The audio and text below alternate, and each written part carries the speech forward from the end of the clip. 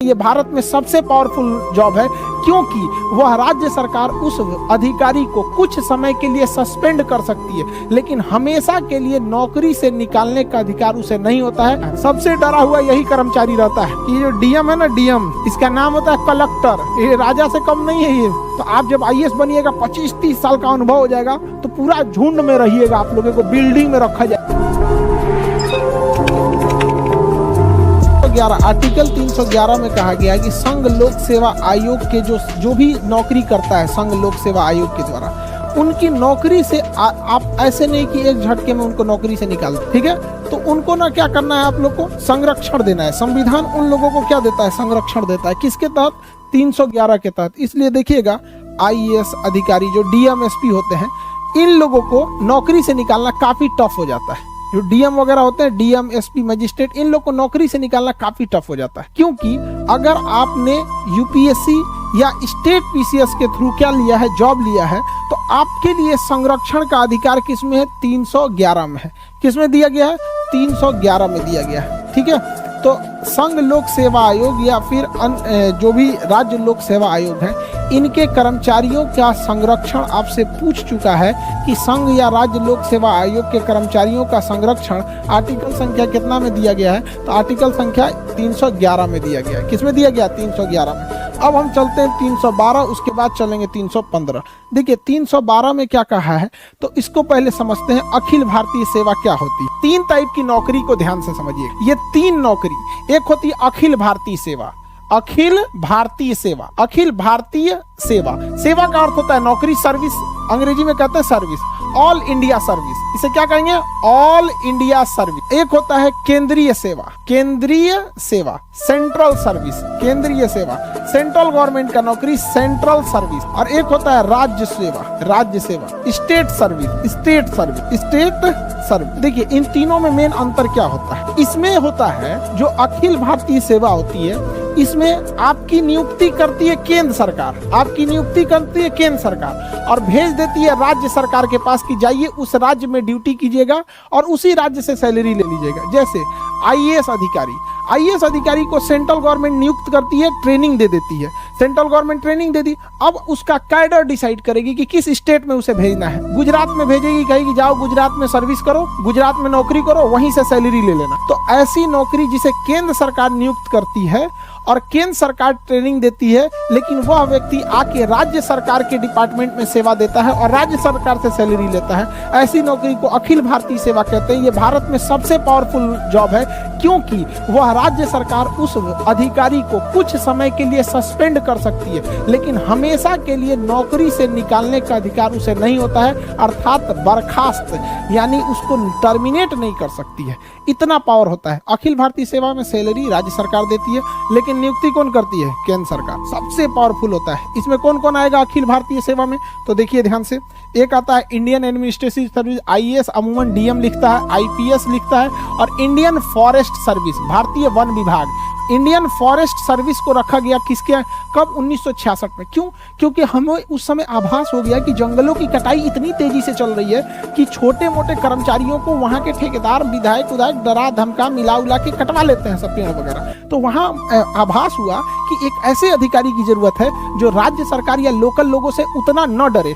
IAS जो होता है ना, ये कार्मिक मंत्रालय इसको कंट्रोल करती है, इसे गृह मंत्रालय कंट्रोल करती है और इसे पर्यावरण एवं वन मंत्रालय कंट्रोल करता है। आईपीएस की ट्रेनिंग किस शहर में? हैदराबाद। आईएएस की ट्रेनिंग किस शहर में? आईएएस की ट्रेनिंग मसूरी में। और आईएफएस की ट्रेनिंग कहाँ होती है? IFS, Indian forest service, Dehradun.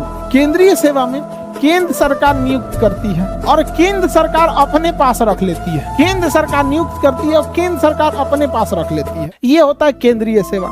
जैसे रेलवे, रेलवे में नियुक्ति कौन करेगा? केंद्र सरकार। ट्रेनिंग कौन देगा? केंद्र सरकार। भेज कहाँ देगा? रेलवे डिपार्टमेंट में। रेलवे डिपार्टमेंट किसका? केंद्र सरकार का। सैलरी कौन देगा? केंद्र सरकार। अगर आपको राजदूत बना के अमेरिका भेज दिया जाता है, अगर आपको राजदूत बना के अमेरिका भेज दिया जाता है, तो नियुक्ति कौन करेगी? केंद्र सरकार। किसके थ्रू? यूपीएससी के थ्रू नियुक्ति करेगी केंद्र सरकार और सैलरी देगी केंद्र सरकार। आपको कभी जापान, अमेरिका, रूस भेजेगी तो केंद्र सरकार के निर्देश पर जाएंगे। यूपीएससी में अगर आपको इंडियन पोस्टल सर्विस मिल गया या इंडियन रेवेन्यू सर्विस मिल गया, इंडियन रेलवे सर्विस मिल गया, तो ये सब केंद्रीय जॉब होते हैं। कौन सा जॉब होता है? केंद्रीय जॉब। तो जरूरी नहीं कि यूपीएससी में आपको सब अखिल भारतीय सेवा मिल जाए। राज्य सरकार आपको नियुक्त करेगी, राज्य सरकार नियुक्त करेगी, राज्य सरकार ट्रेनिंग देगी और राज्य सरकार काम कराएगी आपसे और वेतन देगी। सारा चीज जब राज्य सरकार के अंडर में आ जाता है तो राज्य सेवा कहलाता है। क्या कहलाता है? राज्य सेवा।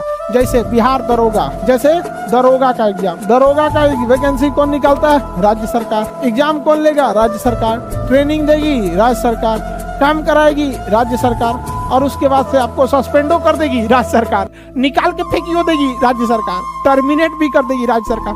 सबसे डरा हुआ यही वाला रहता है, सबसे डरा हुआ यही कर्मचारी रहता है, क्योंकि राज्य सरकार के अंडर में ही सब कुछ रहता है। अरे भैया हमरा उठा के मत फेंक दियो। समझ में आएगी नहीं? अब जैसे कोई केंद्र सरकार, कोई एसएससी से आया है और Indian service selection board, SSC service selection commission, तो ये होता है ना स्टाफ सिलेक्शन वाला, सर्विस सिलेक्शन नहीं, वो तो दूसरा होता है, एसएसबी हो जाएगा, एसएससी। अब उसमें आपको कोई इनकम टैक्स में इंस्पेक्टर बन के आए तो केंद्रीय नौकरी है। बिहार सरकार उसको सस्पेंड भले कर सकती है लेकिन नौकरी से हटा नहीं सकती है अगर कुछ गड़बड़ करेगा। हालांकि वो केंद्र सरकार का है, बिहार सरकार उसको कुछ टच भी नहीं करेगी, यूपी सरकार। आप रेलवे में टेक्नीशियन, सपोज कीजिए लोको पायलट है, ट्रेन चला रहे हैं, ऐसे स्टीयरिंग नहीं होता जी, A9 हैंडल होता है, ट्रेन चला रहे हैं, तो क्या राज्य सरकार आपको, यूपी सरकार का ये खराब ट्रेन चला रहे हो, हटो, नहीं हटा पाएगी। कौन हटाएगा? केंद्र सरकार हटाए। तो सबसे ज्यादा कर्मचारियों के पास पावर किसके पास रहता है? अखिल भारतीय सेवा के, और सबसे कम राज्य सरकार के पास।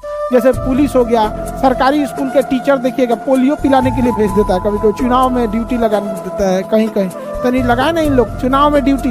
डीएम पूरे जिले के चुनाव का अपना सबसे बड़ा अधिकारी होता है, डिस्ट्रिक्ट मजिस्ट्रेट सबसे बड़ा पावरफुल होता है। लोग कहते हैं कि पढ़ लिख के राजा बनोगे, उन बकलोलवन को बोलिएगा कि ये जो डीएम है ना, डीएम डिस्ट्रिक्ट मजिस्ट्रेट, ये राजा ही है, समझ में गया? इसका नाम होता है कलेक्टर, टैक्स कलेक्ट करता है पूरे राज्य से। ये राजा से कम नहीं है, ये पूरा जिला इसी के अंडर में आता है। तो जो अगर बोलेगा कि पढ़ लिख के राजा बनोगे तो कहिएगा हाँ अभी नाम बदल गया, उसी का नाम है डीएम। और पुराना राजा हो जाएगा तो कमिश्नर, डायरेक्टर, फिर बड़ी ज्यादा जाएगा, additional secretary, joint secretary, secretary, chief secretary.